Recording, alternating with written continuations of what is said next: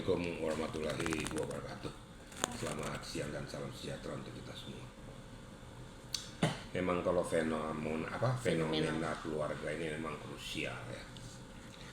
Dan selalu aja digiring ke hal-hal yang negatif oleh orang-orang kadang-kadang tidak bertanggung jawab. Yang tidak pernah melihat, yang tidak pernah merasakan, yang tidak pernah menanggung tentang semua peristiwa ini. Terlepas apapun denada di dalam kehidupannya, yang namanya kehidupan manusia kan macam-macam, tidak ada yang sempurna. Nah mungkin pada saat itu dia sebagai selebritis ya, dia sudah melahirkan anaknya yang selama ini bukan tidak diakui, malu untuk memunculkan di permukaan. Jadi saya luruskan dulu, saya yakin secara pribadi dia pasti akan mengakui itu anaknya, makanya diasuh di bibinya kalau nggak salah Bu Ratih ya. Iya. Nah, dan saya yakin pasti diberikan tanggung jawab lahir. Nggak usah diputar-putar balikkan fakta oleh orang lain. Gitu. Nah dalam perjalanannya sampai di usia 24 tahun sekarang ini baru bunyi melalui kuasa hukumnya. Saya juga nggak ngerti nih si Reza nih mau diperalat orang untuk membombardir daripada ibu kandungnya sendiri dengan alasan tidak mengakui. Nyatanya kemarin dia secara resmi mengaku bahwa memang itu anak kandung saya dan saya memberikan ya nafkah lahir kepada yang bersangkutan. Tapi kan orang lain nggak ngerti. Ya dengan sendirinya kalau sudah diakuinya mau apa lagi yang mau dituntut? Dan dia kan sudah memberikan tanggung jawabnya. Ya sudahlah. Hubungan antara anak dan ibu, dan saya harapkan juga Reza juga berpikir kalau kamu merasa anak kandung apa nggak berpikir kalau itu bahwa darahmu berasal dari ibumu, jangan mau terkontaminasi dengan orang lain hanya gara-gara masalah duniawi loh. Karena suatu ketika juga ada apa-apa dengan dirimu pasti yang berurusan adalah darah dagingmu juga. Ini saya mengingatkan kepada si Reza juga.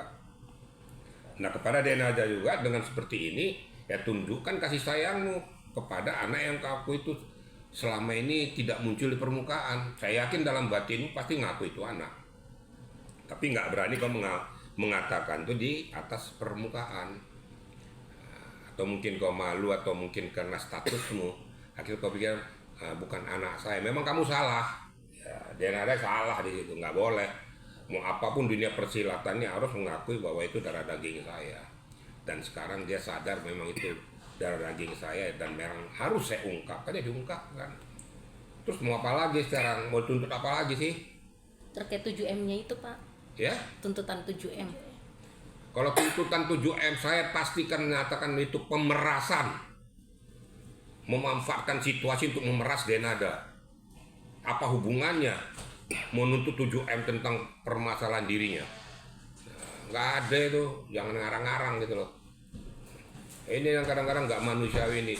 Selama ini coba tanya di tempat ibu bibinya ini Bu Ratih ini, dia dikasih makan nggak? Kalau nggak mati dong. Itu kan sudah tanggung jawab sebenarnya. Tapi kan secara implisit di bawah permukaan. Gitu loh kira-kira apa-apaan tuh. Tuntutan 7M ini lah kadang-kadang manusia yang nggak berakal ya. Akhirnya menuntut ganti rugi. Apa yang tuntut ganti rugi lagi? Sudah diakui sebagai anaknya. Waras sedikit berpikirlah. Walaupun saya tetap menyalahkan Denada, apapun di atas permukaan, kau tetap mengakui apapun konsekuensinya bahwa itu anak darah dagingmu. Dan sekarang kau akui, ya sudahlah. Lakukan yang terbaik pendekatan kepada anakmu itu. Yang kedua, kenapa baru 24 tahun kemudian baru ngomong? 18 tahun pun orang sudah bisa berpikir waras. 15 tahun sudah bisa berpikir waras. Kenapa 24 tahun? Ada apa kamu Reza?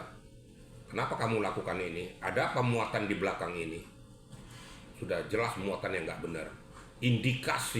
Indikator pemerasan itu kelihatan sekali. Ya sadarlah kamu itu ibu kandungmu sendiri dan sudah diakui. Saya tidak membela siapa-siapa, Denada siapa saya juga nggak tahu. Kamu juga saya nggak ngerti. Tapi saya meluruskan masalah ini sesuai dengan etika kebudayaan, etika manusia.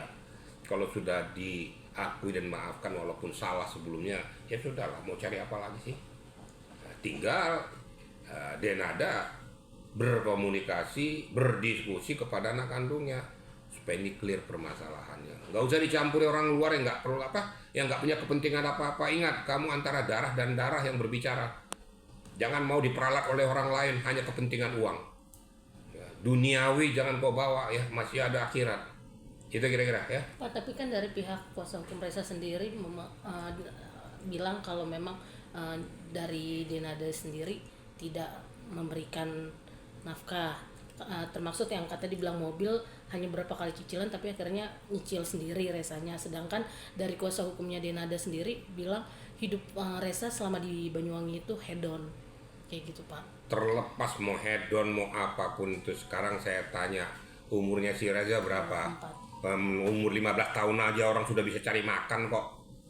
Masa 24 tahun tuh nggak bisa cari makan masih minta ngendon? Berarti apa kamu sebagai laki-laki? Malu dong jadi laki-laki masih minta-minta umur 24 tahun. Sedangkan 15 tahun aja orang sudah cari mau jual es kek, mau jual aqua kek, harga dirimu dong. Masa 24 tahun minta-minta lagi bayar ini. Itu pemeras namanya, laki-laki nggak bertanggung jawab. Kalau saya katakan, boleh katakan laki-laki bencong kayak gitu. Oh jadi laki-laki jantan dong. Gua masih bisa hidup, nggak perlu minta-minta sama orang lain. Saya masih punya tangan. Bayar mobil, bayar untung sama gua nggak gua gitu. Kalau sama saya gamparin itu, kamu laki-laki atau bencong gitu, kira-kira gitu.